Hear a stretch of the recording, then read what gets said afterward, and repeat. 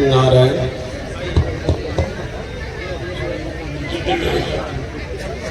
नारायण नारायण। लीट सवाल उठाइए, लीट को से वहाँ से फिर बढ़ा जाए लीट को से। नारायण नारायण नारायण, जय श्री नारायण नारायण नारायण। बोले श्री लक्ष्मी नारायण भगवान की। श्री भाष्यकार भगवान श्री रामानुजाचार्य स्वामी जी महाराज की।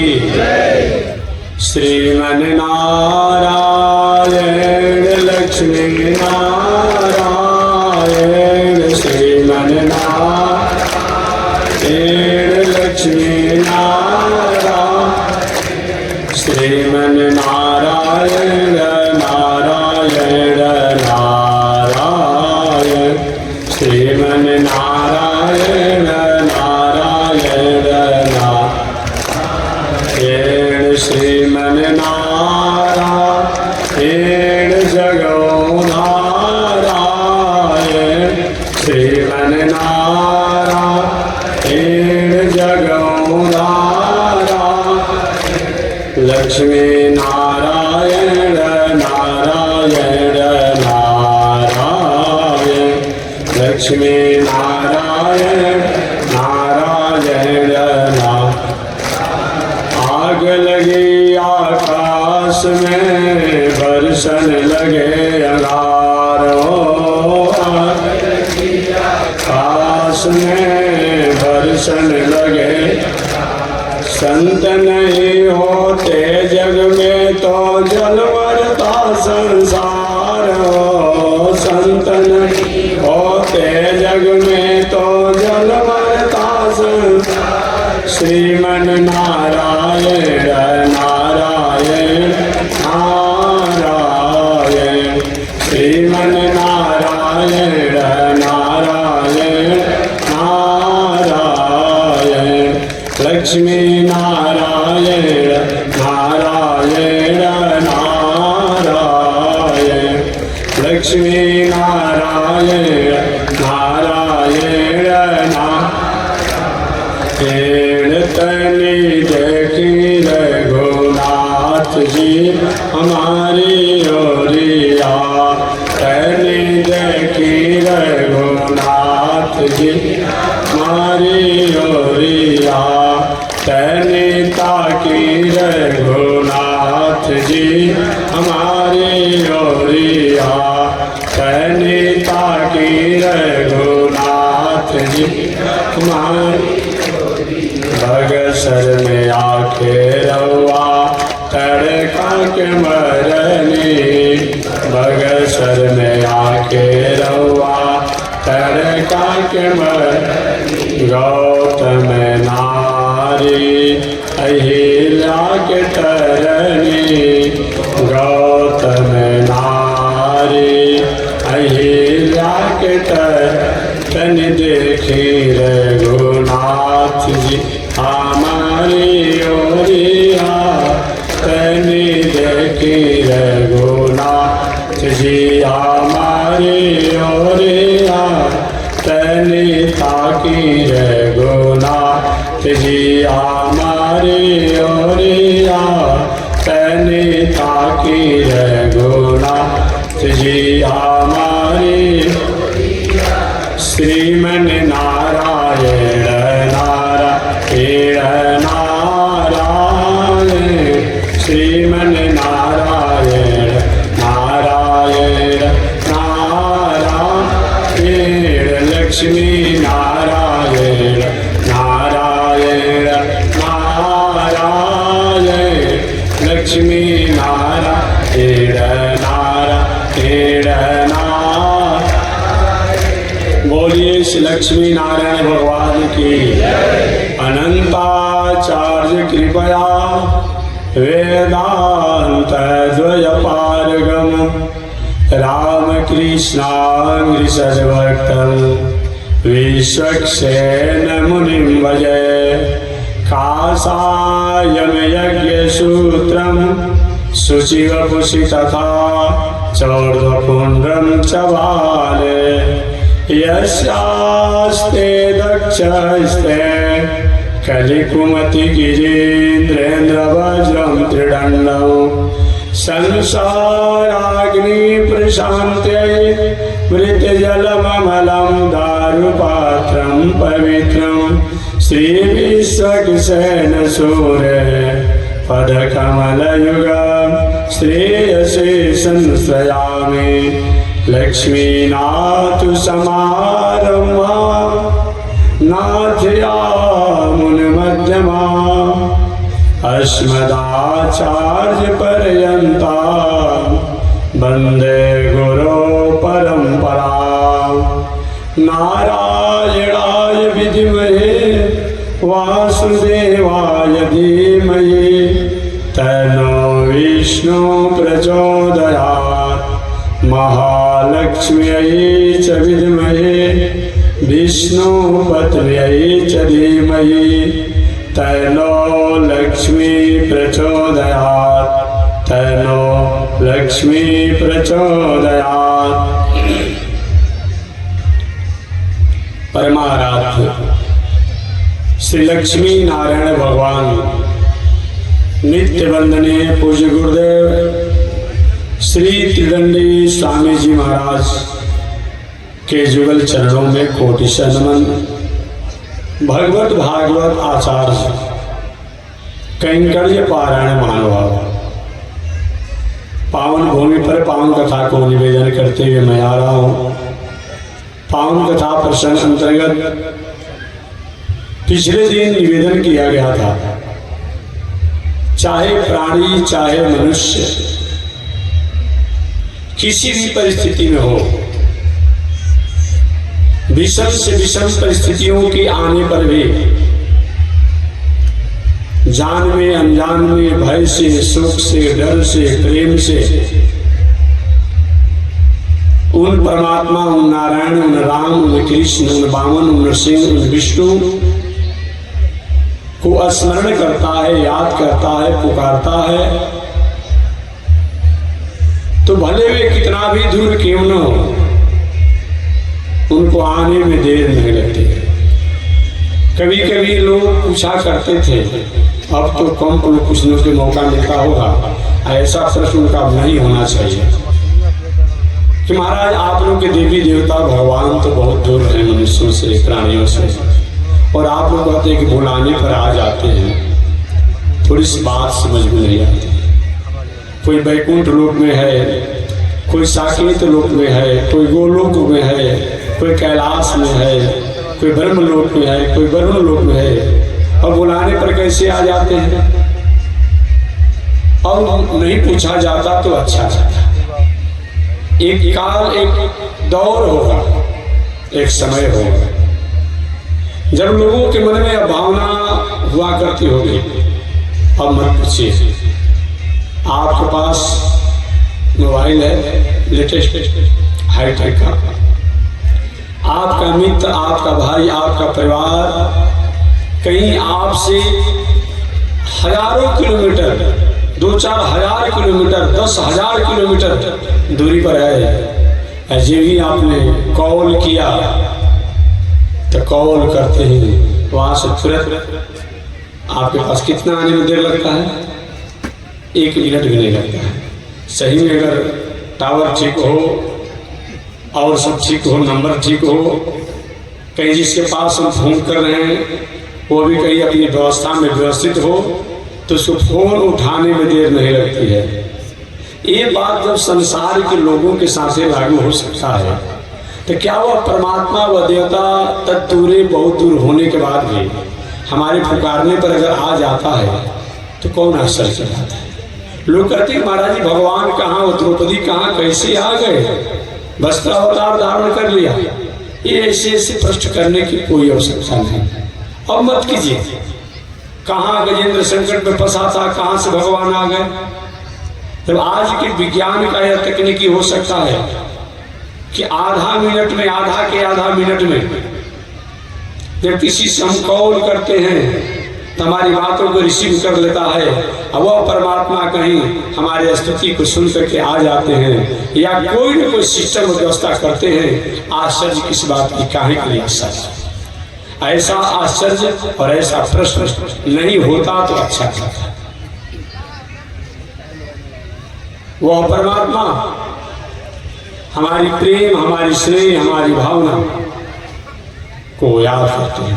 हाँ, कहीं मोबाइल में नंबर ठीक ना हो, टावर ठीक नहीं हो, या मोबाइल की तकनीकी कोई खराबी हो, या बैटरी डिस्चार्ज हो, तब तो फोन लगाते रहिए, नहीं लगेगा।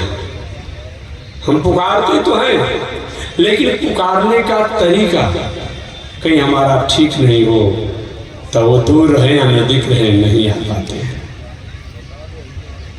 दुर्योधन, कंस, जरासंध, शिशुपाल, हिरण्याक्ष, हिरण्यकश्यप, दंडवक्र इत्यादि रावण कि भगवान बहुत नजदीक रहे, लेकिन लोगों ने नंबर ठीक डायल नहीं किया। परिणाम क्या हुआ? सामने और नजदीक होने के बाद भी उन ईश्वर को पहचान नहीं पाए, उन परमात्मा को पहचान नहीं पाए। हमारी आपकी भी हाल हो रही है। मंदिर में केवल रहने से हम ईश्वर प्रसन्न हो जाए, जग जगारी करने से, तीर्थव्रत करने से केवल ईश्वर की प्रसन्नता होती है, परंतु इसके अलावा भी हम यदि किंचित कहीं जग नहीं भी कर पाते हैं किसी कारण से, लेकिन जग के प्रति हमारी आदर है। हम मंदिर में तीनों टाइम नहीं जा पाते हैं, लेकिन मंदिर और देवी देवताओं प्रति हमारी आदर है, तो वह दूर होने के बाद भी, उनसे दूर हो, अलग रहने के बाद भी वो हमारी भावना को आदर करते हैं, प्रेम करते हैं और मंगल कामना करते हैं।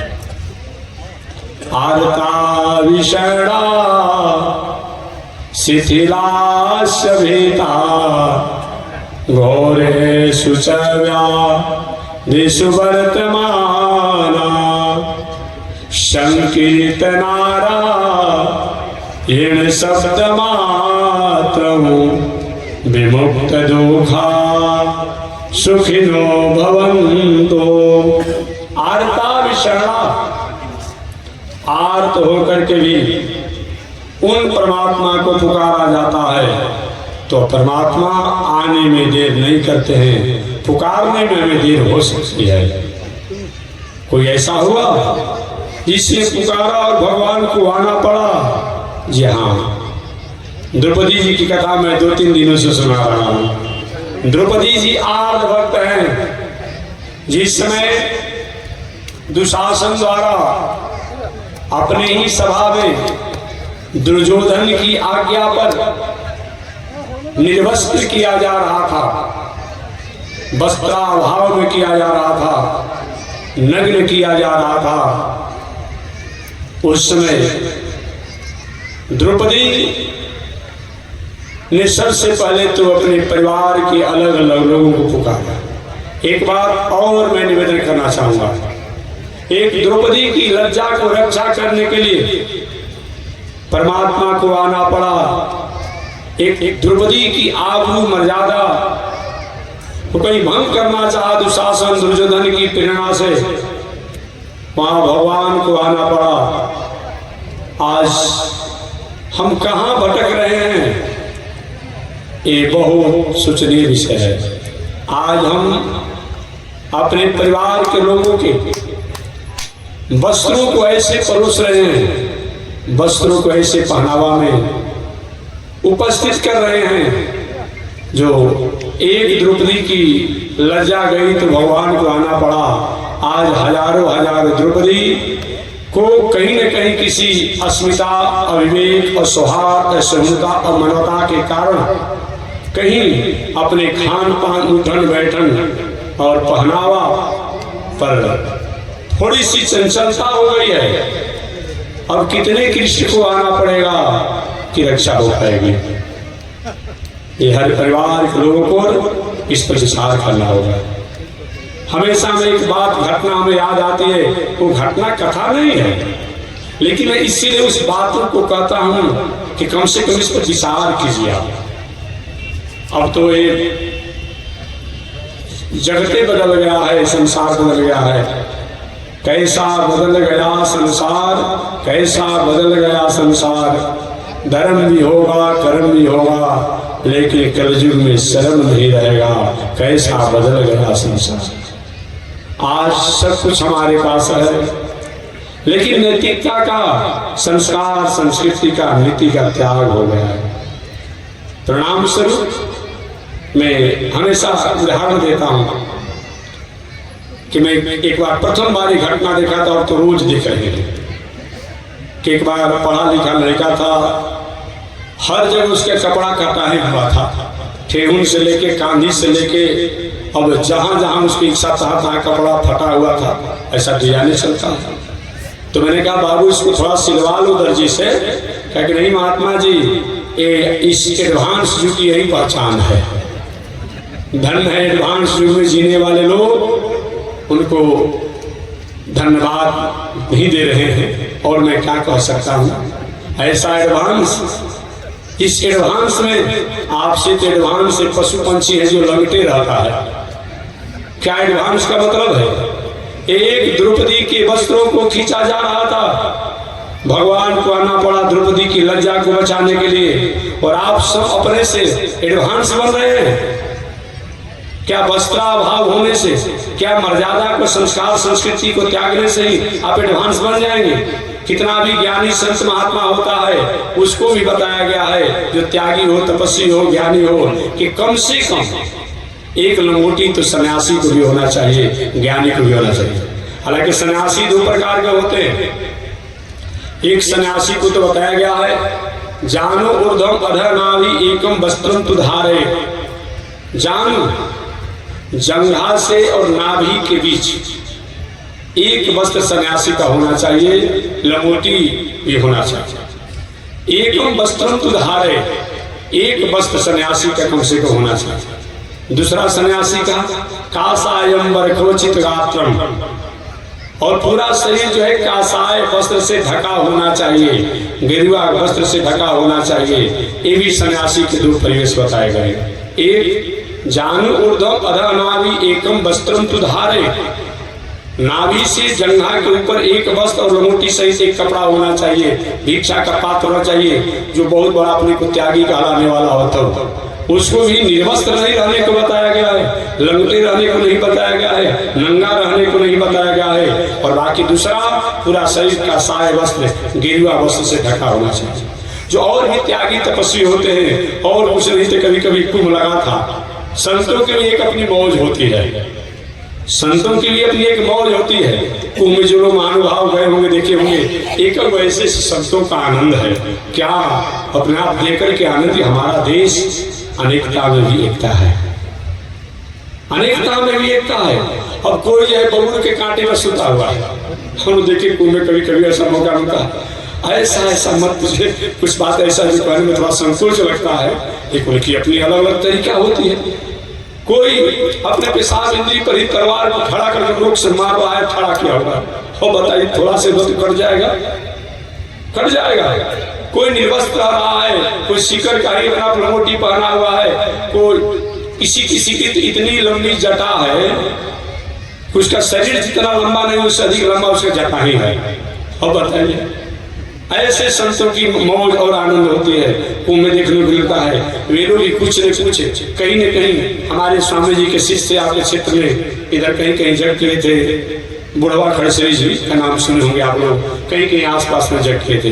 तो हमारे बुढ़वा खड़सेरी जी एक तरह से हमारे स्वामी जी के शिष्य और हमारे गुरु भाई थे, हमारे गुरु भाई थे, हमारे स्वामी जी के शिष्य खड़सेरी बाबा कहलाते थे। खड़सेरी तो बहुत हुए, लेकिन वो एक दो जगह कहीं कहीं जगह की इधर क्षेत्र में। तो खड़ेश्वरी स्वामी क्या करते थे, वो केला के पत्ता के लंगोटी पहन लेते थे। माने किसी तरह से शरीर जिसकी जो धर्म हो वह उसका संरक्षण होना चाहिए।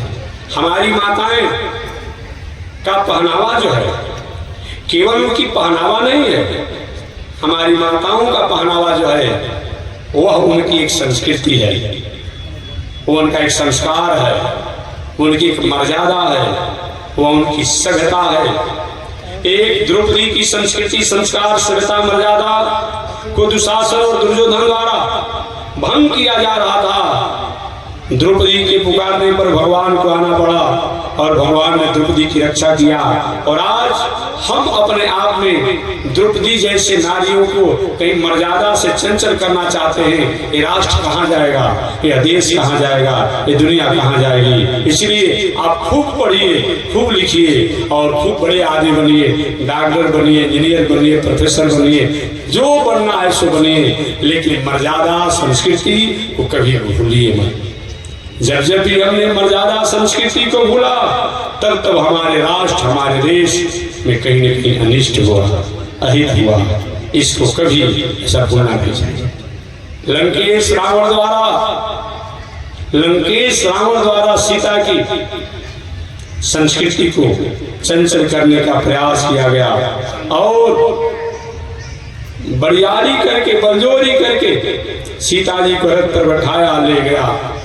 आप हमारा देश का एक आमिष मांस खाने वाला, मरा हुआ मांस खाने वाला गीध ने सीता की मर्यादा को रक्षा करने के लिए लंकेश रावण से झगड़ा किया, लड़ाई किया, युद्ध किया। भले ही पलायन हो गया, लेकिन जब तक दम रहा तब तक रक्षा करते रहा। हम कैसे लोग हैं कि अपने घर की बहू, अपने घर की बेटी, अपने घर की माता, अपने घर के फुआ जो हैं, उनकी मर्यादा, आबरू कहीं कोई चंचल व्यक्तियों द्वारा कहीं दूषित किया जा रहा है, हम इस पर कोई विचार नहीं करते हैं। इस पर तो हमें निश्चित रूप में विचार करना चाहिए, विचार होना चाहिए। इसमें सबसे बड़ा देन अभिभावकों का भी है।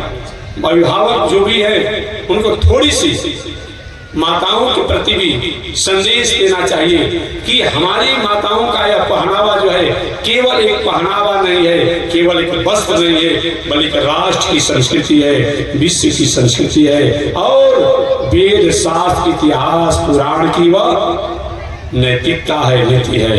ये विचार करके अगर हम रहते हैं तो ठीक है। केवल पहनावा से मतलब नहीं है, भोजन भी हम केवल पशु के समान खा ले यही हमारा परिचय नहीं बनता है। भोजन में भी हमारे यहाँ भोजन करने के एक नीति होता था, एक संस्कार होती थी, एक संस्कृति होता था, एक नैतिकता होती थी कि भोजन करने हम लोग बैठते थे, हाथ पैर को धो करके, प्राणायाम करके, आचमन करके तब भोजन किया जाता था। छोटे छोटे ग्रास 5 होते थे। ओम प्राणाय स्वाहा, ओम अपानाय स्वाहा, ओम उदानाय स्वाहा, ओम ध्यानाय स्वाहा इत्यादि।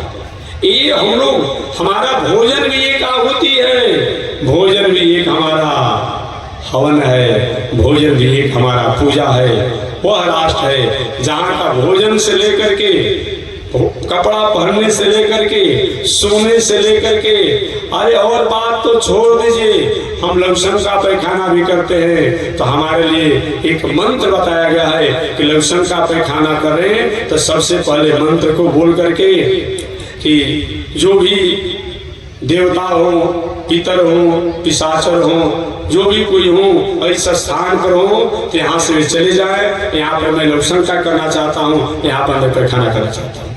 हमारे यहाँ भोजन करने का मंत्र है ओम नाभ्या आसीद अंतरिक्ष। वस्त्र पहनने का है, सोने का है, अरे दंत धावन का भी हमारे यहाँ मंत्र है। अर्थात हमारे वैदिक परंपरा में हमारा हर कर्म जो है, हर आचरण जो है वह नीति और नैतिकता से जुड़ा हुआ है। इसलिए तो इस भारत को, इस देश को गुरु कहा गया।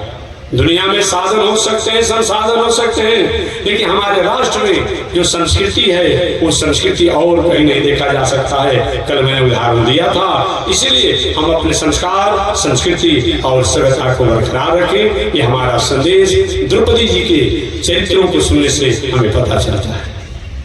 चाहे किसी भी परिस्थिति में उन परमात्मा को अगर हम पुकारते हैं तो परमात्मा हमारी रक्षा करते हैं। आर्ता विषणा शिथिलाश भीता घोरे सुव्याधिषु वर्तमाना संकीर्त नारायण शब्द मात्रं विमुक्त दुखा सुखिनो भवन्तु। आर्ता विषणा आर्त होकर के भी अगर हम परमात्मा को पुकारते हैं तो परमात्मा हमारी मंगल करता है। विषाण, अर्जुन विषाण भक्त है, अर्जुन विषाण भक्त है। कुरुक्षेत्र के मैदान में अर्जुन जब पहुंचे, 11 अक्षौहिणी कौरवों की सेना थी, 7 अक्षौहिणी पांडवों की सेना थी। युद्ध अवश्य भारी हो गया। भगवान द्वारिकाधीश श्री कृष्ण अर्जुन के रथ हाँक रहे थे। हालांकि श्रीमद् भगवत गीता जो है एक कब का है, 10 दिन महाभारत संग्राम हो चुका था। क्या चीज? 10 दिन महाभारत संग्राम हो चुका था।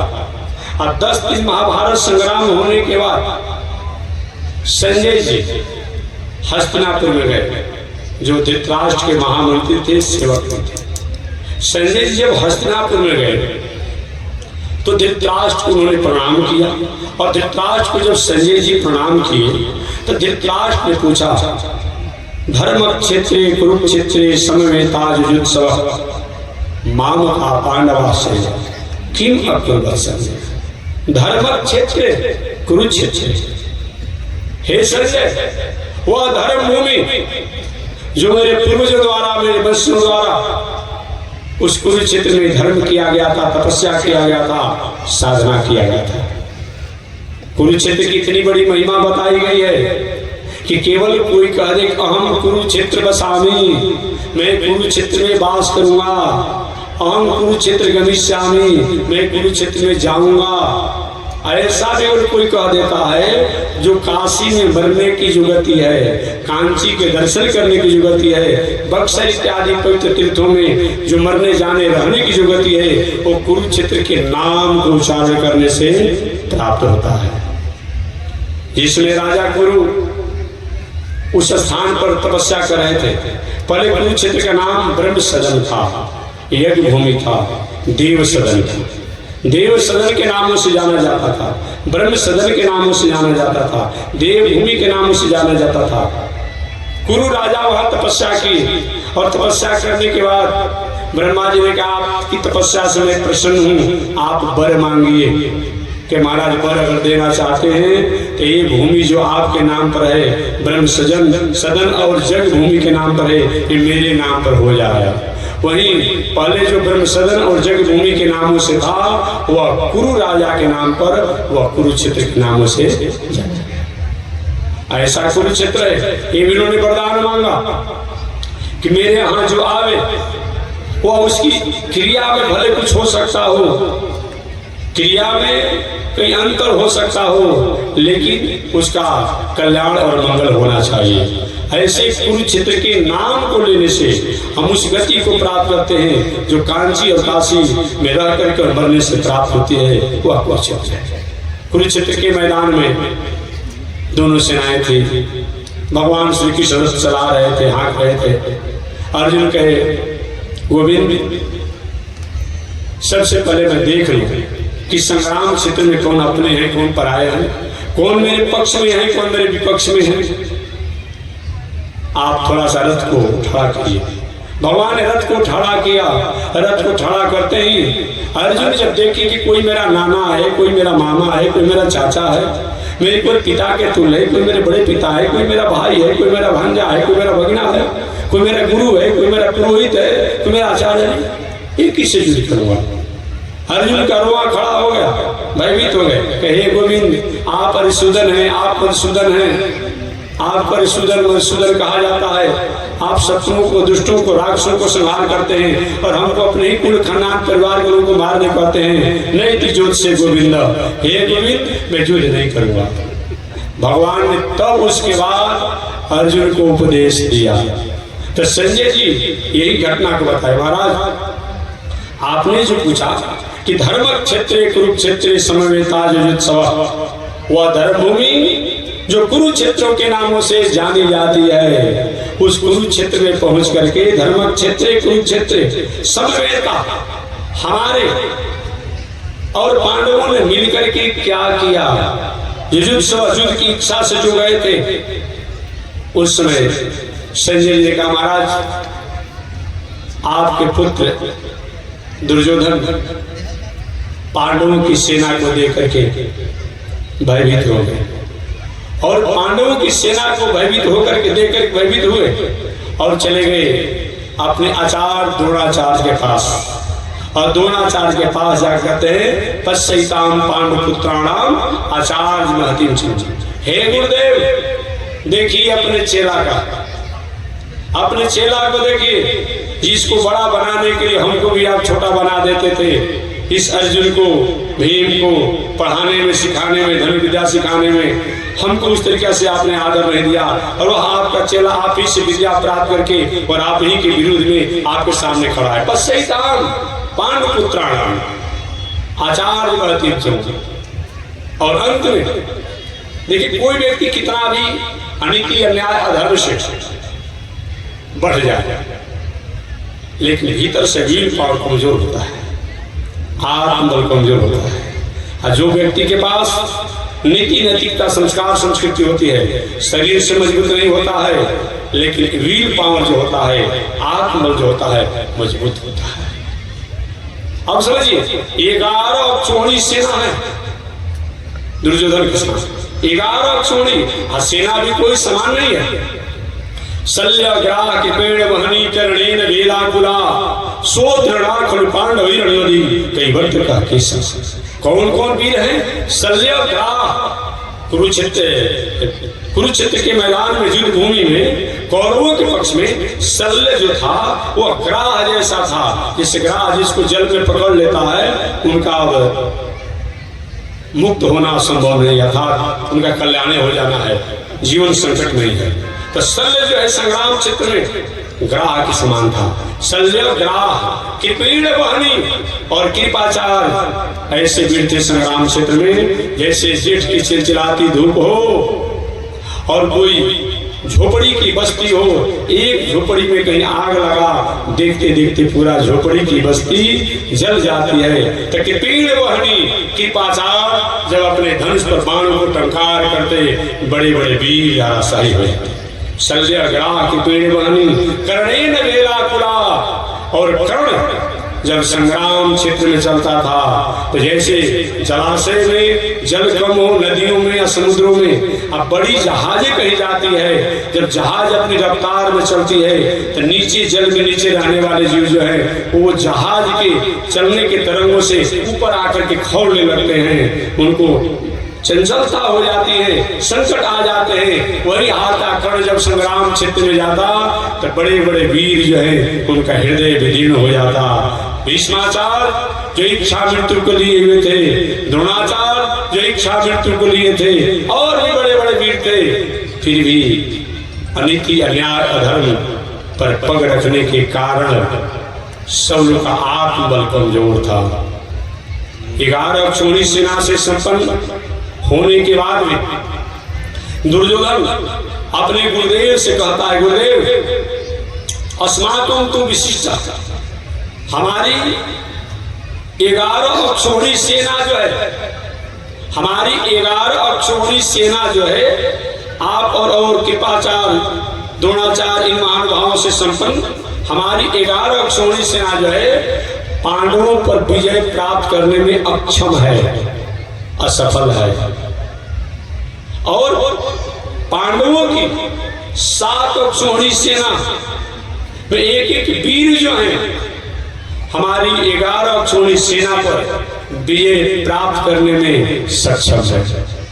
इसका मतलब जो अनीति अन्याय अधर्म पर रहने वाला व्यक्ति होता है वह कितना भी धन जन पद प्रतिष्ठा हो जाए, लेकिन भीतर से उसका आत्मबल कमजोर होता है, उसका विल पावर कमजोर होता है और उसका मोरल डाउन होता है। ये गीता द्वारा आपने पता किया। तो मैं निवेदन करना चाहता हूँ कि विषम से विषम परिस्थितियों के आने के बाद भी अगर वो परमात्मा को हम पुकारते हैं तो परमात्मा हमारे ऊपर कृपा करते हैं। अर्जुन विशाल भक्त है, सोच में है, शोक में है। हे गोविंद मैं युद्ध नहीं करूंगा।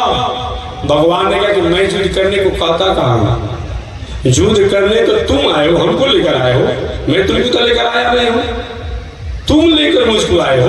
और अब कहते मैं युद्ध नहीं करूंगा, मैं युद्ध करने को कहाँ कहता हूं। भगवान श्री कृष्ण ने समझाया, अर्जुन जो लोग अपने कर्म, अपने आचरण, अपने व्यवहार से भटके होते हैं उसी से उनकी मृत्यु हो जाती है। केवल उन्हें देखने में मालूम पड़ता है कि दुनिया में है, और ऐसे व्यक्ति को अगर कोई उद्धार कर देता है तो उसका संस्कार ही हो जाता है। जैसे कोई मरा हुआ लाश को दफना दे, कोई संस्कार कर दे, वो व्यक्ति को प्रशंसा किया जाता है। तो जो व्यक्ति अनीति, अन्याय, अधर्म से जीवन जी रहा हो, उस पर कहीं अनुशासन भी होता है, शासन भी होता है, वो अभी एक तरह से वह देखने में तो मालूम पड़ता है कि थोड़ी सी यह कर्म आचरण कहीं चंचल है, अर्थात कहीं हिंसा और कहीं शासन के बाद आती है, लेकिन होने के बाद भी वह उसका उपकार ही है। जैसे डॉक्टर साहब के पास गए, हाथ में पैर में कोई आपको फोड़ा है, घाव है, आप डॉक्टर सब ठीक कर दीजिए, और डॉक्टर साहब बढ़ियारी पकड़ करके अब तक बेहोश करने की व्यवस्था हो गई, और आपके अंगुली काट दिए, गोड़ काट दिए। देखने में तो मालूम पड़ता है तो बहुत बड़ा अपराध हो गया, हमारे अंगुली को काट दिया, हमारे गोड़ को काट दिए। लेकिन समझने वाला समझता है कि अगर नहीं काटा जाएगा अंगुली गोड़ को, आगे कैंसर होकर के पूरे शरीर को बर्बाद कर देगा।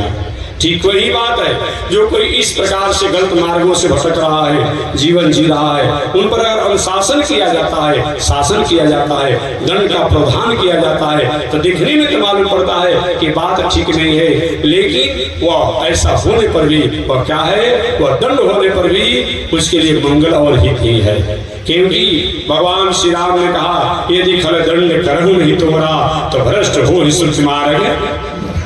अगर कहीं अनीति अन्याय से रहने वाले व्यक्तियों पर अनुशासन नहीं किया जाता है तो सब के सब लोग जो है अनीति अन्याय अधर्म के ही अधिकारी हो जाएंगे, अतः वहां तो अनुशासन होना चाहिए। अर्जुन को भगवान श्री कृष्ण ने समझाया, और समझाया तो अर्जुन का मुंह समाप्त हो गया। वही अर्जुन जो कहे थे महाराज आप झगड़ा लगाने वाले बात करते हैं, मिलीजुली बात करते हैं, नहीं दी जोत से गोविंद, हे गोविंद मैं युद्ध नहीं करूंगा। अच्छा भगवान ने गीता को उपदेश दिया, अर्जुन क्या कर रहे हो, क्या तुम्हारा स्वरूप है, इस दुनिया में तुम लेकर क्या आए हो, ये तुम्हारा क्या है, इससे पहले तुम कौन थे, तुमको पहचान है नहीं है। इसलिए कर्म करने का हमारा अधिकार होता है, इस संसार में हम कर्म करने के अधिकारी हैं, और फल का निर्णय अगर हम करते तो जो चाहते वही मैं कर लेता। भगवान ने गीता का पूरा उपदेश दिया, पूरा उपदेश दिया। वही अर्जुन कहते हैं नष्टो मोह, महाराज मेरा मोह नष्ट हो गया, स्मृति लब्धा, और स्मृति अपने प्राप्त कर लिया, स्वरूप को मैंने प्राप्त, स्मृति माने अपने स्वरूप को मैंने जान लिया, पहचान लिया। करी से बचना तब, अब मैं आपकी वचन को, आज्ञा को पालन करूंगा। उन विषम परिस्थिति में अर्जुन ने भगवान के उपदेश से जैसे अपने को आत्म प्रबोध प्राप्त किया, तो हमारे जीवन में भी अगर विषम परिस्थितियां आती हो तो उन परमात्मा की शरणागति करते हैं तो हमारा भी भय और संकट दूर होता है। आर्ता विषणा शिथिलास्य भीता घोरे सुव्याधिषु वर्तमाना। शिथिल अवस्था में वह कौन शिथिल है, गजेंद्र। गजेंद्र की कथा आपने जाना होगा, आप ही के प्रदेश बिहार में हरिहर क्षेत्र है जिसको सोनपुर के नामों से जाना जाता है। भागवत में तो कुछ अलग लिखा हुआ, महाभारत में अलग लिखा हुआ, अलग अलग पुराणों में अलग लिखा हुआ, गंडकी की किनारा लिखा हुआ, एक किसी तरह से सोनपुर हरिहर क्षेत्र, यही हरिहर क्षेत्र सोनपुर है। वहां एक बहुत सुंदर उपवन था, गंडकी नदी के पावन तट पर, ये हमारे देश की नदियां ऐसी है जो कि स्वतः भगवान जो स्वयं व्यक्त है, जिनकी प्रतिष्ठा नहीं करनी पड़ती, उन नदियों से प्रकट होते हैं जिनको हम लोग शालिग्राम भगवान कहते हैं। हम लोग बीच में शालिग्राम भगवान को रखे हैं। ये शालिग्राम भगवान जो है, जो काला काला गुलाब जामुन जैसा होते हैं, ये एक ही जगह एक ही होते हैं, केवल एक जगह पूरी दुनिया में। विश्व में पूजा तो हर जगह की होती है जो वैदिक परंपरा का अधिकारी है, लेकिन होते और मूर्तियों को तो बनाया जा सकता है अलग अलग। अभी आपको हनुमान जी को, राम जी को होगा देश से विदेश से जहाँ से बनवा सकते हैं पत्थर से, लेकिन एक शालिग्राम भगवान जो है एक ही जगह होते हैं। वो कहाँ? अभी तो हमारे पड़ोसी देश नेपाल जो है, उस नेपाल के दामोदर कुंड, जो गंडकी नदी जहाँ से आती है, वो दामोदर कुंड में शालिग्राम भगवान होते हैं। और वहीं से बहते हुए आकर वही गंडकी नदी से कहा जाता है। वही गंडकी नदी आकर के गंगा जी में पटना में आकर मिल जाती है। आपने जाना होगा तो वहीं पटना में आकर मिल जाती है। शालिग्राम भगवान एक ऐसे भगवान है जिनको प्रतिष्ठा नहीं किया जाता, जिनका प्राण प्रतिष्ठा नहीं होती है। ऐसे भगवान है। अगर 10-20 दिन 1 महीना बिना भोगों के रह जाए तो इन पर कोई प्रभाव नहीं पड़ता है। और जिस मंदिर को, मूर्ति को 24 घंटा तक अगर कोई भोग न लगाया जाए तो उस मूर्ति की प्रतिष्ठा का कोई मतलब बहुत नहीं आता है। वह मूर्ति हमारे और हमारे लोगों को भय, शोक को देने वाले हो जाते हैं। अतः कोई भी प्रतिष्ठा मूर्ति का करना चाहिए तो 24 घंटा में कम से कम एक बार उसको कुछ न कुछ व्यवस्था होना चाहिए, जैसी प्रणाली आपकी हो। हालांकि शास्त्र में तो भोग अनुकूल बताया गया है, ऐसा नहीं हो पा रहा है। बहुत से देहात में ऐसा है, हनुमान जी हो, काली हो, शंकर हो, दुर्गा हो, और मंदिर जो हैं जहाँ के दाना फल इत्यादि लगाकर काम चला लिया जाता है। लेकिन कुछ न कुछ होना चाहिए। लेकिन हमारे ठाकुर जी जो हो उनको तो कम से कम अन्न भोग लगा ही दीजिए, लगा ही दीजिए।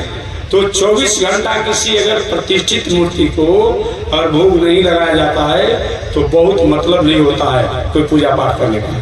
लेकिन ये शालिग्राम भगवान है, 24 घंटा नहीं बल्कि 24 बरस भी नहीं लगाया जाए और उसके बाद उनको पूजा किया जाए तो प्रतिष्ठा जैसा ही आनंद है। ईश्वर व्यक्त है। इनके बारे में कथा आप जानते हैं, बताना नहीं है, हम तो प्रसंग बस आपको कथा सुनाएंगे ना। हमारी माताएं पर्व करती है। अभी कार्तिक में होता है, माता हर माताएं जो होती है वैदिक परंपरा के करती है। ये शालिग्राम भगवान कौन है? पुनः एक बार मैं अपनी माताओं की दिनचर्या और इनकी मर्यादा को मैं याद दिला दूं। नारी देश की वह शक्ति है भाग जगाने वाली, दिल नहीं दिमागों को जो आग लगाने वाली। नारी चाहे तो राम कृष्ण को इस दुनिया में जन्म दे सकती है, नारी चाहे तो संत महात्मा को जन्म दे सकती है, नारी चाहे तो हमारे रामानुजाचार्य जैसे स्वामी जी को भी जन्म दे सकती है, नारी चाहे तो पूज्य गुरुदेव श्री त्रिदंडी स्वामी जी महाराज जैसे सन्यासी जोगी तपस्वी को भी जन्म दे सकती है। और नारी थोड़ी सी अगर कहीं अपने विचारों में उदासी कर ले तो कभी कभी हिरण्याक्ष हिरण्यकश्यप भी जन्म ले लेते हैं। अतः माताओं तुम्हारे ऊपर बहुत बड़ा जिम्मेवारी है, बहुत बड़ी भार है। कभी आप मत भूलिए, हमेशा पढ़ो लिखो खूब बड़ी बन जाओ, डॉक्टर इंजीनियर जो बनना है उसे बनो, लेकिन अपनी मर्यादा में रहो, क्योंकि आप ही द्वारा हम संत महात्मा लोग, ज्ञानी लोग, विज्ञानी लोग जो भी है भगवान से लेकर सब जन्म लेते हैं। और आप कहीं चंचल हो जाओगी, दुनिया कहाँ जाएगा, किसकी शरण में जाएगा, इस पर आपकी जिम्मेदारी बनती है और आप इस विचार करना पड़ेगा। आपने सुना, बैठ जाओ आप। तो मैं निवेदन करती माताओं की गरिमा के बारे में, हमारी माताओं की गरिमा के बारे में आपको निवेदन करूं। आपने सुना होगा एक बहुत बड़ा प्रतापी राक्षस था जिसका नाम था जलंधर राक्षस। बहुत बड़ा प्रतापी और प्रभावशाली राक्षस था। देवता लोग के दांत खट्टा कर दिया था। पलायन हो चुके थे देवता लोग, अपने लोग अपने स्थान को छोड़ करके कहीं छुप कर किसी तरह से जीवन जीते थे सब लोग। उस जलंधर राक्षस की एक पत्नी थी जिसका नाम था वृंदा। भले जलंधर राक्षस वैदिक परंपरा भगवान का विरोधी था, परंतु इसकी पत्नी जो थी भगवान की बहुत बड़ा भक्ता थी। वैदिक परंपरा शास्त्र संस्कृति की आदर करने वाली थी। उस वैदिक परंपरा शास्त्र संस्कृति की आदर करने के कारण जो वृंदा जो थी उसके तेज से जलंधर राक्षस का प्रभाव और बढ़ गया था। एक बार सभी देवता लोग भगवान श्रीमन नारायण विष्णु के पास गए, प्रभु कोई उपाय कीजिए, न तो हम देवता मारे जाएंगे, देवताओं का कोई मतलब नहीं रह गया है। क्या हुआ? जलंधर राक्षस की पत्नी अपने पतिव्रता पति पारायणा और भक्त होने के कारण उसके पति में तेज और बल बढ़ गया है। जो हम देवता का तेज हो गया है, हम कहीं के नहीं रह, पलायन हो गए, किसी तरह से जीवन जी रहे हैं। भगवान ने कहा मेरा भी इस समय ऐसा कोई ताकत नहीं है, उस पतिव्रता नारी के पातिव्रत के कारण उसके पति को मैं कुछ कर पाऊंगा। मैं झगड़ा नहीं कर पाऊंगा जलंधर राक्षस से, मैं युद्ध नहीं कर पाऊंगा, मेरे पास स्थिति नहीं है। नहीं प्रभु कोई न कोई उपाय तो करना पड़ेगा, आप वचन दें तो हम जाएंगे, और नहीं वचन देंगे तो आप ही लोग हम लोग बैठे रह जाएंगे। भगवान ने ठीक है जाओ देवताओं, मैं विचार करता, मैं सोचता हूँ कैसे तुम्हारा मंगल हो। ठीक है देवता लोग चले गए। भगवान श्रीमन नारायण जो विष्णु है उन्होंने जलंधर राक्षस का भेष बनाया। बात समझिए, जलंधर राक्षस का भेष बनाया और भेष बना करके उसकी पत्नी वृंदा के पास गए। वृंदा ने पहचान लिया, आप मेरे पति नहीं हैं, आप तो साक्षात विष्णु हैं, लेकिन आप मेरे पति स्वरूप में आए हैं, मेरे पति जलंधर बनकर के आए हैं। तो ठीक है मैं आपको पति रूप में वर्ण करूंगा, लेकिन मेरा साप है, साप है, जाइए आप पाषाण हो जाइए। वही वृंदा के साप के कारण भगवान विष्णु को पाषाण बनना पड़ा। वही शालिग्राम भगवान, विष्णु भगवान ही शालिग्राम भगवान। जब वृंदा के पास गए भगवान विष्णु तो उसकी मर्यादा तो चंचल हो गया। बाद में जलंधर राक्षस का पलायन हुआ, संहार हुआ। वृंदा ने कहा कि मैं आपकी पत्नी बनूंगा, और वही वृंदा जो है एक तुलसी वृक्ष बन गई। जो रोज हम पूजा करते हैं शालिग्राम भगवान के, ओम के स्वाय नमः नारायणाय नमः माधवाय नमः कहते हैं ना, ये तुलसी वृक्ष जो है वो साक्षात वृंदा है और शालिग्राम भगवान साक्षात विष्णु हैं। इस प्रकार कभी कुछ लोग पूछते हैं कि महाराज शालिग्राम भगवान पर या भगवान पर ये तुलसी पत्र रात में रहना चाहिए कि नहीं? कई ऐसा पूछते हैं पूजा पाठ करने वाले। कहीं कहीं कह दिया होगा कि रात में तुलसी जी को साथे नहीं रखना चाहिए, तो हमने कुछ हमको बता दीजिए बोले क्यों नहीं रखना चाहिए, तब ना हम बताएंगे आपसे। कहीं महाराज जी तुलसी जो है लक्ष्मी जी की सवत है। उन्होंने हमसे बेट ने कहा कि लक्ष्मी जी की सवत है, छोटी बहन है, तो कोई भी नारी अपनी सवत को लाइक नहीं करती, पसंद नहीं करती है। तो हमने कहा कि लक्ष्मी जी भले ही तो तुलसी जी की सवत है, लेकिन लक्ष्मी जी वैसे तुलसी सवत नहीं है जो कि लक्ष्मी नाराज हो जाए। हमारे यहाँ पर 3 को बताया गया, श्री देवी, भूदेवी, नीला देवी। भगवान श्रीमन नारायण के 3 पत्नियां चरणों की सेवा करती है, श्री देवी, भूदेवी, नीला देवी।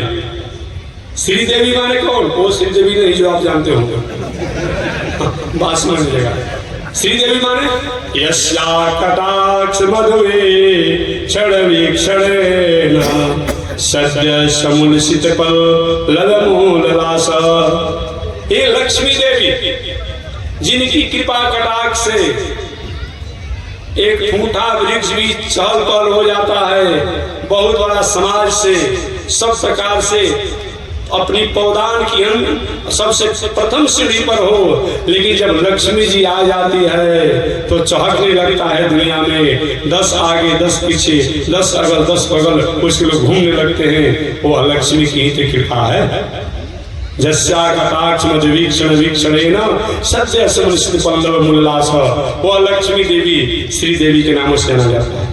एक है भूदेवी, ये पृथ्वी माता, ये पृथ्वी माता भी लक्ष्मी स्वरूपा है, लक्ष्मी का दूसरा स्वरूप है। जैसे आपके पास गेहूं 1 क्विंटल है, वह भी धन है, रुपया है, और उस गेहूं के आपने कहीं बेच दिया तो आपको 500 का नोट मिल गया, 1000 का नोट मिल गया, वो भी धन हो गया। और उसको कहीं आपने बैंक में जमा कर दिया, चेक मिल गया, पासबुक हो गया, वो भी हो गया।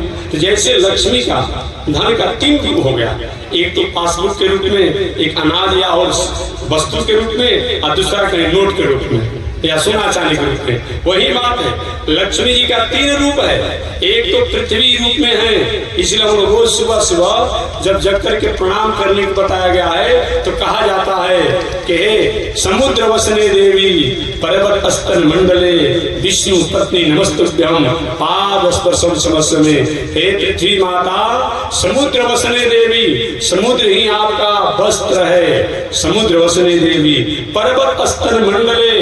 और पर्वत जो है, जैसे छोटा बेटा अपनी माता के आंचल में दूध पीता है, हिष्ट कुछ होता है, तो हे पृथ्वी माता ये पर्वत जो है, चाहे सुमेरु पर्वत हो, हिमालय पर्वत हो, विंध्य पर्वत हो या कैमूर की पर्वत हो, इन पर्वतों से नदी झरने इत्यादि जो निकलते हैं या इनके द्वारा जो फल फूल होते हैं, इनको खा करके हम प्राणी, हम संसार के जीव हिष्ट पुष्ट मजबूत होते हैं। तो पर्वत स्तर मंडले विष्णु पत्नी नमस्तुभ्यम, आप विष्णु भगवान की पत्नी हैं, पाद स्पर्शम समस्य में, अतः मैं आप पर पैर रख रहा हूँ। जैसे छोटा बेटा अपनी माता के आंचल में रहता है, दूध भी पीता है और माता के आंचल में लात भी मारते रहता है, माता प्रसन्न होती है, मेरा बेटा मजबूत हो रहा है। तो आप मेरे पैर आप पर मैं रख रहा हूँ, कहीं मकान, कहीं दलान, कहीं दुकान, कहीं कुछ होता है, खेती करते हैं, इससे आप नाराज मत होइएगा। इसलिए पृथ्वी माता का एक नाम, लक्ष्मी के एक नाम पृथ्वी है। ऐसे इनको, इनमें लक्ष्मी का एक जिसमें अधिक लक्ष्य हो, पृथ्वी में अधिक रेखा खाया जाता है, जितना घर द्वार दलान मकान जो ही बनाने में ये स्वरूप है। एक नीला देवी है, नीला देवी को कीर्ति रूप में है, कीर्ति रूप में है। इस प्रकार से हमारे तो 3 की बात बताई गई।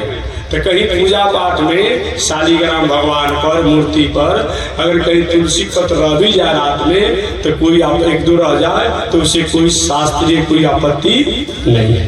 अगर आपकी भावना नहीं बनती हो हटा दीजिए, बात अलग है, लेकिन रहे तो कोई आपत्ति नहीं है। तो मैं निवेदन करना चाह रहा था, हमारे देश की नारियों का इतना बड़ा महत्व है, जो कि नारी चाहे तो राष्ट्र में भगवान को भी संसार में बुला सकती है, और नारी चाहे कहीं थोड़ी सी चंचल हो जाए तो कहीं उपद्रवकारी संतान जन्म लेकर के राष्ट्र को उपद्रवमय कर सकते हैं। अतः माताओं की बहुत बड़ी गरिमा, गज और ग्राम। यही मैं हरिहर क्षेत्र की बात बता रहा था। गंडकी नदी के पावन तट पर जो आज ही हरिहर क्षेत्र है, सोनपुर है, यहाँ पर हाहा और हो नाम के 2 गंधर्व रहते थे। गंधर्व तो आप जानते होंगे, अर्थ कामा, अर्थ की कामना से जो अपनी कला कौशलता का प्रदर्शन करके और समाज के लोगों से जो उनको धन मिले उससे अपना प्रवस्ती करते हैं, वह गंधर्व के नामों से जाने जाते हैं। अर्थ कामा। 2 गंधर्व रहते थे, दोनों बहुत बड़े गायन विद्या में प्रवीण थे। एक बार नारद जी से मुलाकात हो गई, लोगों ने कहे बाबा नारद जी को वीणा बजाते हो, हम दोनों में तय कर दो ना कि श्रेष्ठ कौन गायन करने वाला है। नारद जी की मेरा विषय नहीं है, मैं अपने वीणा के तान में रहता हूँ, मेरे पास समय भी नहीं है, मेरा विषय भी नहीं है। तुम लोग को अगर अपने में श्रेष्ठ का अगर इच्छा है, जिज्ञासा है, तो तुम लोग चले जाओ हरिहर क्षेत्र में, देवल ऋषि वहाँ रहते हैं और उन्हीं क्या तुम तय करना इस मामले में बहुत निपुण है। वहीं देवल ऋषि के यहाँ गए लोग, और वहाँ जब गए तो देवल ऋषि अपनी साधना में थे, दोनों अपना आलाप और सुर में गायन करने लगे। अपनी साधना में होने के कारण देवल ऋषि कुछ नहीं बोल पाए और कुछ भला बुरा ये बोलने लगे। ये क्या जानेगा, तपस्या साधना करने वाला, ये सब कुछ नहीं जानने वाला, कुछ समझने वाला नहीं है। अचानक उनकी तपस्या भंग हुई देवल ऋषि के, कहते तुमको यही प्रतियोगिता करना है तो जाओ तुम गज और गड़ा हो जाओ। एक कथा तो ये आती है, और दूसरी कथा ये आती है कि एक बार देवल ऋषि जी गंडकी नदी में स्नान कर रहे थे। ये हाहा और हो, हाहा और हो दोनों भाई ने कहा कि बाबा हमेशा आंख बंद करके ध्यान ही करते रहता है और हमेशा उठ फड़फड़ाते रहता है, किसी ने बोलना न चलना, पूजा पाठ, आज इसको हंसाएंगे। ये अपनी साधना में निमग्न रहता है, इसको हंसाना है आज हमें, जैसे कुछ बोलवाना है। और देवल ऋषि मध्याह्न निकाल कर संध्या कर रहे थे, संध्या करके स्नान करके और संध्या करने वाले थे, जल में ही खड़े थे। अचानक हाहा हो दोनों अलग से कुछ दूरी पर हट करके जल में डुबकी लगाए और जा करके उन देवल ऋषि के पैरों को पकड़ लिया। और पैरों को पकड़ लिया तब तो अरे उनको कोई ग्राह पकड़ लिया था। अब जिन्हें बचाओ बचाओ करे तो खड़ा हो गए जल में। अरे बाबा डर गए, कोई ग्राह नहीं है, हमने आपको हंसाने के लिए काम किया था। कह रही मैं जो भी भला बुरा तपस्या कर रहा था, साधना कर ध्यान कर रहा था, हमारी तपस्या साधना को भंग कर दिया, तो जाओ तुमको अगर ग्राह जैसा पकड़ने की है तो जाओ तुम ग्राह ही हो जाओ। और तो दुखी हो गए कि हम तो हंसी के लिए किए, ये तो साथ दे दिए बाबा। और वह इंद्रदुम्न राजा के बारे में बताया गया है। एक पांड्य देश का राजा इंद्रदुम्न था, जो बहुत बड़ा प्रभावशाली था, प्रतापी था। संत महात्मा लोग जा रहे थे, देख करके प्रणाम भी नहीं किया, अभिवादन भी नहीं किया, सम्मान भी नहीं किया। संतों ने कहा जाओ हाथी जैसा करके खड़े हो तो मर करके हाथी हो जाओ। वही इंद्रदुम्न राजा जो है पांड्य देश का दक्षिण का, वो हाथी बन गया। यह गज और ग्राह अलग अलग कल्प में अलग अलग की कथाएं आती है। तो ही गज और ग्राह दोनों एक सरोवर में रहता था हरिहर क्षेत्र में, एक जंगल में गजेंद्र रहता था। गजेंद्र इतना बलवान था, इतना बलवान था कि 10,000 हाथी का बल अकेले उसके पास था। लोग पूछते थे कभी महाराज ये सब पहले कभी आप तो नहीं कहेंगे, पहले होता ऐसा कभी बात। भीम के पास इतना बल था, जरासंध के पास इतना बल था, कंस के पास इतना बल था। आपने सुना होगा कि जरासंध के जंगल में रहने वाले एक मतवाला हाथी को कंस ने पकड़ लिया था, इसलिए तो जरासंध की बेटी से कंस का विवाह हुआ था। और मत कहिएगा, आपके पास जनरेटर है ना 100 हॉर्स पावर का, 7 हॉर्स पावर का, 200 हॉर्स पावर का, कितना बड़ा होता है जी?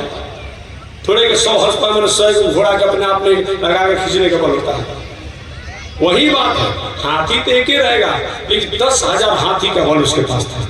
और ऐसा प्रश्न नहीं होना चाहिए, पहले हुआ करते थे कि सब इन लोग का कथन इसी तरह है। तो आप तो देखते हैं जनरेटर, छोटा सा जनरेटर का तो 100 हॉर्स पावर का है, देखते हैं हम। और 10,000 हाथी का बल वाला था। परिवार इतना उसका लंबा था, इतना लंबा था कि जब चलता था तो सिंह भी सलामी दागते थे, जयकार मनाते थे गजेंद्र का, बाघ भी जयकार मनाते थे। जंगल में जो भी जीव रहने वाले थे सब गजेंद्र की जय हो, गजेंद्र की जय हो जयकार करते थे। देखिए हमारे पास साधन संसाधन तो आवे, लेकिन साधन संसाधन को आने के बाद हमें हमेशा याद रखना चाहिए कब हमारे जीवन में विषम परिस्थितियां आ जाएगी, इस पर विचार करना चाहिए।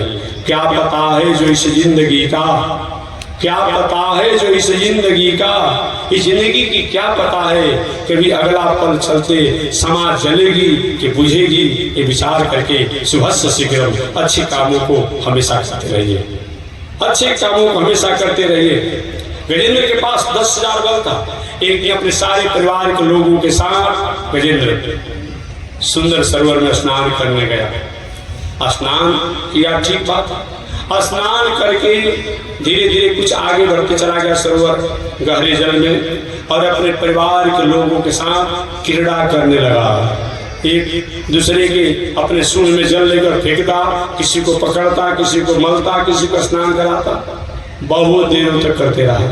कभी कभी हमारे जीवन में भी सुख में जीवन में कभी दुख आ जाता है, कभी सुख जीवन जी रहे हो तो दुख से भी हमेशा कभी कभी संयम रहिए, कब हमारे जीवन में विषम परिस्थितियां ना आ जाए। रोड पर आप चलते हैं, लिखा मिलता है सावधानी हटी दुर्घटना घटी। यात्रा तो हमें रोड पर ही करना है, लेकिन थोड़ी सी यात्रा में सावधानी करनी रहती है, कहीं घटना घटने की संभावना बन सकती है। जीवन में कहीं सुख धन संपत्ति ऐश्वर्य वैभव पद प्रतिष्ठा आ जाए तो ऐसा मत कीजिए कि धन आने के बाद झूम बराबर झूम सर। नहीं, भगवान ने कहीं धन दे दिया, कहीं बल दे दिया तो उस बल द्वारा कमजोर को सताइए मत। कहीं बुद्धि विवेक दे दिया, कहाँ है सिटी चंचल भक्ति, कहाँ है बात कर रहा है सिटी जरा ठीक करो उसको, चंचल करा टीचर तो करो उसको। कहीं धन हो गया तो उस धन को कहीं आकर के लोगों को क्रोध मत कीजिए। अब एक गरीब आदमी है, आप उसकी संपत्ति को कम में हड़प लेते हैं, कुछ करते हैं, इस समय से बल हो गया गरीबों को दबाइए मत, पद हो गया दबाइए मत, उसका आ पड़ेगा। ठीक है, बहुत कुछ बोल नहीं पाएगा लेकिन उसकी आ जो है हमारे आप पर पड़ेगा, इस पर विचार होना चाहिए। अब गजेंद्र इतने अपने परिवार में निमग्न हो गए कि भूल गए कि हमारे जीवन में संकट भी आ सकता है। परिवार के साथ स्नान कर ही रहे थे, अचानक जल में रहने वाला ग्रह ने देखा ये मेरे जलीय जीवों को परेशानी हो रही, कौन ऐसा कर रहा है, स्नान करके उसको जाना चाहिए। अब गजेंद्र अपने परिवार के साथ उस सरोवर में स्नान करे टहरिया क्षेत्र में, और ग्रह आया गजेंद्र के पैरों को पकड़ लिया। गजेंद्र ने विचार कोई छोटा मोटा जीव होगा, शायद मेरा पहचान नहीं जानता होगा और मुझे पकड़ लिया है, जब जानेगा तो क्षमा मांगे छोड़ देगा। समय बीते चला गया, वर्षों बीत गया। जब ग्राह ने गजेंद्र को नहीं छोड़ा, समझ गया कि अब जीवन में संकट आ गया, संकट आ गया। और पुकारता है अपने पत्नी से, कहा देवी जी सारा जीवन तुम्हारे लिए मैंने निछावर कर दिया, मेरे पर संकट आ गया है, मेरी रक्षा करो। कुछ समय तक पत्नी भी सहयोग किया। बहुत होने के बाद भी पत्नी देखा कि अभी मुक्त होने वाले नहीं है ग्रह द्वारा, कि महाराज मैं जा रहे हूँ, अब मेरे बस की बात नहीं है। अरे रात को रात नहीं समझा, दिन को दिन नहीं समझा, तुम्हारे साथ रहने में आज मुझे तुम छोड़कर चली जाओगी। पत्नी का महाराज आप तो मरने ही वाले हैं, अब मैं भी मरूं क्या, जो होने वाला था मैं किया चल दिया। वो छोड़ दिया। आगे अपने बेटों को परिवार का, बेटा तुम तो रक्षा करो, रात तुम्हें लाल प्यार से नहीं रखा था। बेटा भी कुछ दिनों तक ले तो कुछ सहयोग किया, बाहर निकालने का प्रयास किया, सुन में सुन लगाकर खींचने का, लेकिन जब नहीं हुआ बेटा परिवार में कहा पिताजी बाबा अब हम चल रहे हैं, आप तो मर ही रहे हैं, मैं भी खाने बिना मर रहा हूँ, वो भी छोड़ दिया। दुनिया के लोग की यही हाल है, कुछ दिनों तक तो हमारे साथ रहते हैं लेकिन जब देखते हैं कि अब कोई मतलब नहीं होता है तो दुनिया के लोग हमें छोड़ करके चले जाते हैं। गजेंद्र अकेले हो गया, धीरे धीरे ग्राह का बल बढ़ते चला गया और गजेंद्र अब असमर्थ हो गए। मात्र सूर्ण का अग्रभाग ही बचा होगा, आपने पढ़ा भी होगा, सूर्ण का अग्रभाग बचा होगा। गजेंद्र के पास कोई ताकत नहीं रह गई। उस समय गजेंद्र पहले तो उन्होंने बारी बारी से सभी देवताओं को पुकारा, ब्रह्मा दयो भोसुरा, हे ब्रह्मा जी हे पितामह, आप पितामह कहे जाते हैं, मेरी रक्षा करें। ब्रह्मा जी की तो 4 सिर है, सोचे पूर्व से आवाज आ रहा है कि पश्चिम से आ रहा है कि उत्तर से आ रहा है कि दक्षिण से आ रहा है, नहीं सुन। आगे शंकर जी को पुकार, शंकर जी को हमको पुकार आता है, हम जाएंगे देवराज जी पुकारेगा, हमारी बेइज्जती हो जाएगी। सोच ही रहे थे शंकर जी चलने के लिए, बारी बारी से सभी देवताओं को पुकारा, कोई नहीं आया। तब गजेंद्र ने कहा इस दुनिया की रक्षा करने वाला जो है क्या वो मेरी रक्षा नहीं करेगा, एवं दशतो बुद्धा इत्यादि श्लोक का गायन किया। अब समझिए, हम पुनः एक बार बात याद करें, हमारा भारतीय दर्शन, हमारा वैदिक दर्शन एक मनुष्य की बात नहीं, एक मनुष्य की बात नहीं। अगर पशु पंछी भी कोई अच्छी बात कहता है उसको भी हम आदर देते हैं। गजेंद्र द्वारा जो भगवान की स्तुति किया गया, जो पुकार किया गया, उसको भी हम पाठ करते हैं, जो गजेंद्र मोक्ष के नामों से जाना जाता है। काकभूषुंडी जी आपने जाना होगा, काकभूषुंडी जी, गरुड़ जी, ये सब पंछी हैं, उनकी भी कथा को हम सुनते हैं, सुनाते हैं। अरे और बात तो क्या, रावण का भले ही हम पुतला फूकते हैं उसके कर्म और आचरण कारण, लेकिन रावण द्वारा जो लेखनी के रूप में शिव तांडव लिखा गया है उसका भी मैं पाठ करता हूँ। मैं माने हमारा वैदिक परंपरा, मैं जब भी सब कहूंगा मेरी वैदिक परंपरा। हम सबका आदर करते हैं, हम सबका आदर करते हैं, हमें किसी के प्रति अनादर की भावना नहीं है। बस एक ही बात है, अगर जिसमें नैतिकता हो, मौलिकता हो, गुण हो, उसको हम स्वीकार करते हैं, और दोष है उसको हम त्याग करते हैं। यही हमारा वैदिक परंपरा है, यही हमारी सनातन परंपरा है। वह गजेंद्र ने पुकारा और कहा जो दुनिया की रक्षा करने वाला है क्या वो भी मेरी रक्षा नहीं कर पाएगा। उसी समय भगवान चल दिए। गरुड़ जी मेरे भक्त पर संकट पड़ा, चलिए। अब गरुड़ जी को थोड़ा सा ईगो हो गया, वाह मैं भी तो कुछ हूं।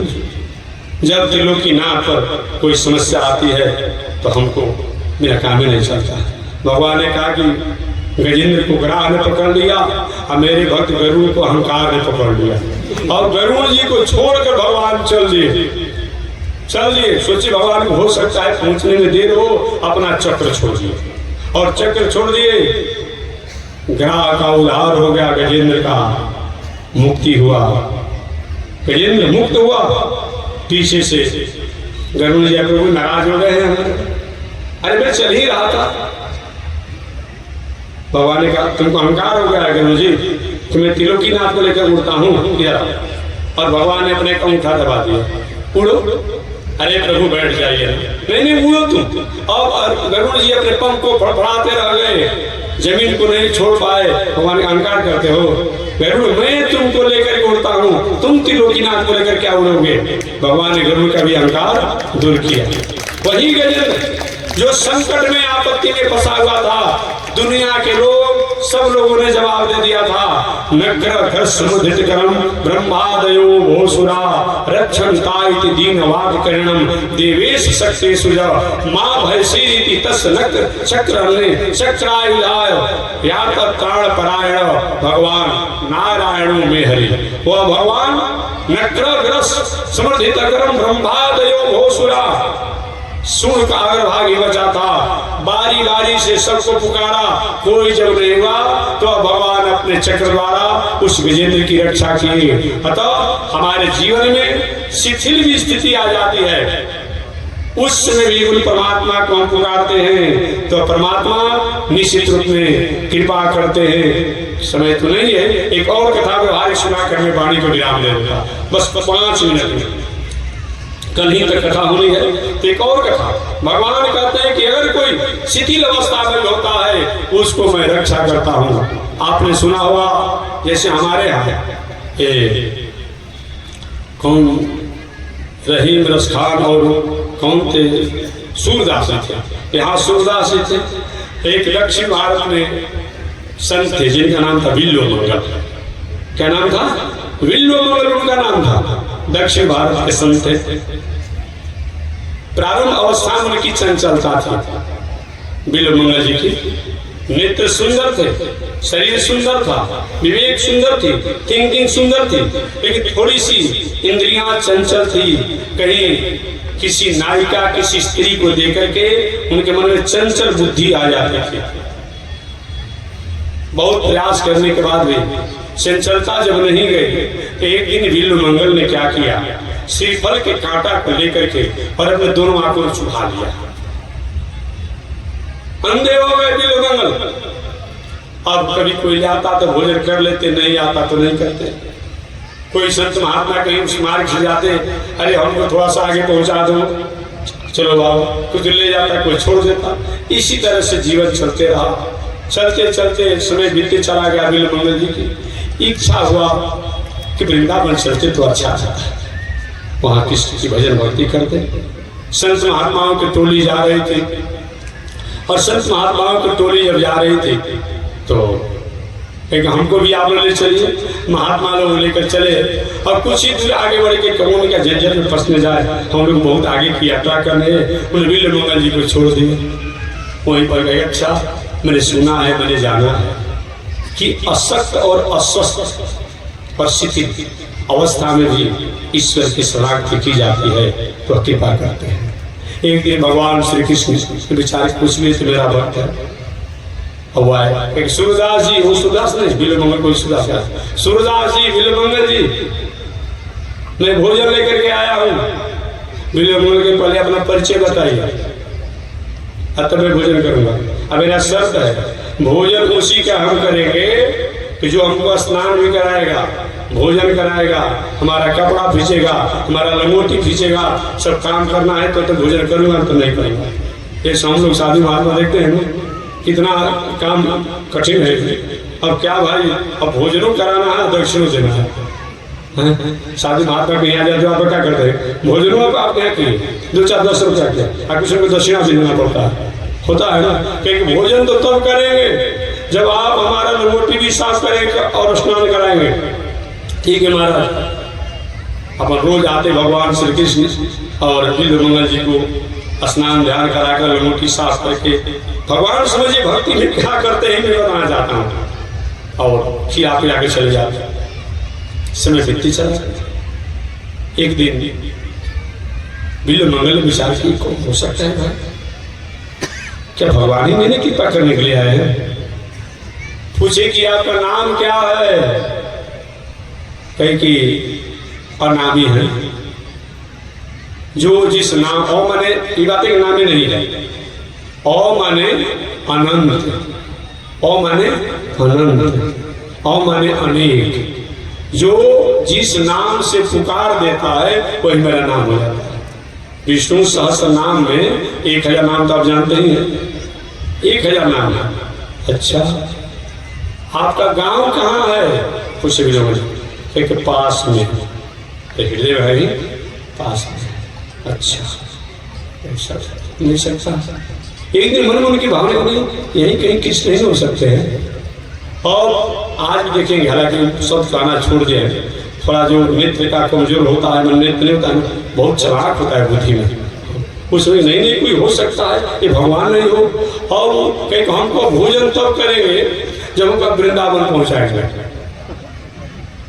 वृंदावन हमको पहुंचाएंगे तब आपको मैं भोजन करूंगा। ठीक है महाराज चलिए मैं पहुंचाऊंगा। उससे चलो भैया हमारा भी झंझट छूट जाएगा। अभी वो डंडा धरा दी और डंडा को पकड़ करके बिल्वमंगल जी पीछे से आ रहे थे भगवान आगे डंडा को पकड़ करके लेकर के चल जाते। भगवान ने बिल्वमंगल विचार किए तो हो सकता है कि भगवान कृष्ण तो नहीं हो। अब धीरे धीरे डंडा को हाथों से पकड़ते पकड़ते और अचानक जाकर के भगवान के हाथों पकड़ ले। बस बस बस पकड़ में आ गए, मैं पहचान गया आप कोई ऐसे नहीं है, आप तो साक्षात कृष्ण है। बगल में ही एक गड्ढा था, कुआं था, पर घड़े हाथ झटके और जाकर के कुआं में गिर पड़े। जल तो नहीं था, गहराई भी बहुत नहीं थी, गिर पड़े। बिल्वमंगल ने कहा महाराज आपको मुझे हाथों से तो झटक दिया, कुएं में तो गिरा दिया, लेकिन मैं आपको बलवान तब मानूंगा, वीर तब मानूंगा जब आप मेरे हृदय से निकल जाइए। वहीं उसी समय भगवान ने पुनः अपने हाथों को लगाया और बाहर निकाला और अपने हाथों को फेरा उन पर, तो ये दिव्य नेत्र वाले हो गए और बिल्वमंगल दिव्य ज्योति वाले होकर के उन भगवान की शरणागति करके हमेशा हमेशा में वृंदावन में रह करके और अपने जीवन को समाप्ति। तो शिथिल अवस्था में भी वो बिल्वमंगल जिस शिथिल अवस्था में थे उस अवस्था में भी अगर निष्ठा से प्रेम से उनकी पूजा करते हैं तो भगवान कहते हैं विमुक्त दुखा सुखिनो भवन्तु, उस प्राणी को मैं उद्धार करता हूँ। अतः आर्ता विषणा शिथिलाश भीता घोरेषु च व्याधिषु वर्तमाना संकीर्तनारा ये शब्दमात्रं विमुक्त दुखा सुखिनो भवन्तु। आर्ता विषणा शिथिला शर्हीता, भीत भय में रहने वाला भक्त कौन? अजामिल। अजामिल ने जमराज के दूतों से भय किया और उस समय भगवान रक्षा किया। तो कल में अजामिल कैसे भयभीत हुए और कैसे भगवान उनकी रक्षा किया, ये शेष चर्चा अगले दिन आज इसी के साथ वाणी विराम। एक बार भगवान का नाम श्रीमन नारायण लक्ष्मी नारायण श्रीमन नारायण श्रीमन नारायण नारायण नारायण श्रीमन नारायण नारायण नारायण। बोलिए श्री लक्ष्मी नारायण भगवान की, विश्व निर्दाता श्री त्रिदंडी स्वामी महाराज की। हरि ओम। शांति शांति शांति।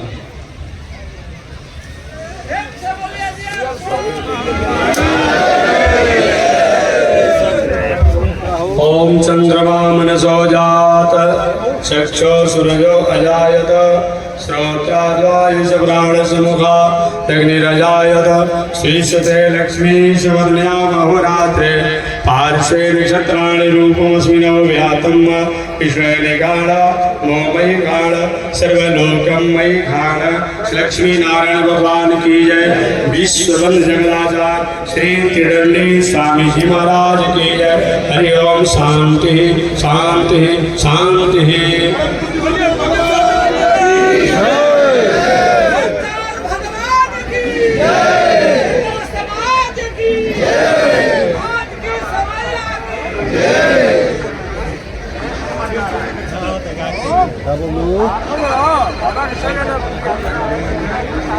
हेलो बोलो।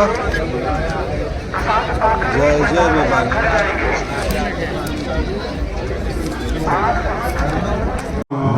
सत्यमुशीमहि श्रीस्मयताभ्यधाय नमः। कर्तमेन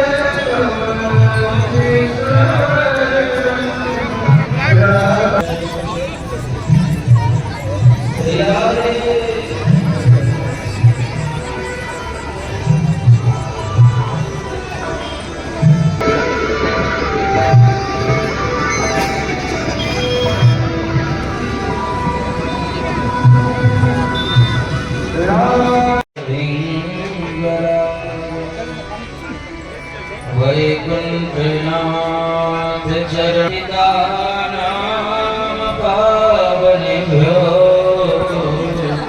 वैष्णवेभ्यो श्री वैष्णवेभ्यो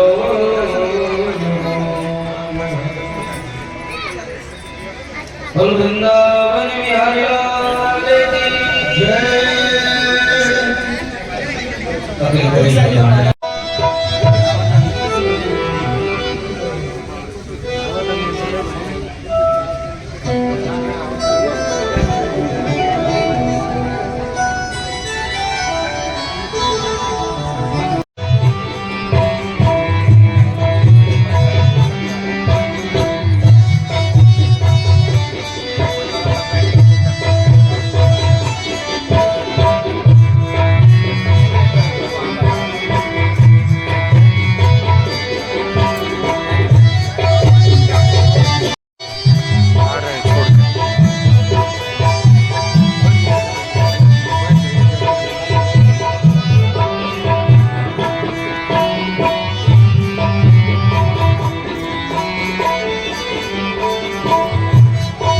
पहले आपसे सोचना है कि 15 GB रहे हैं।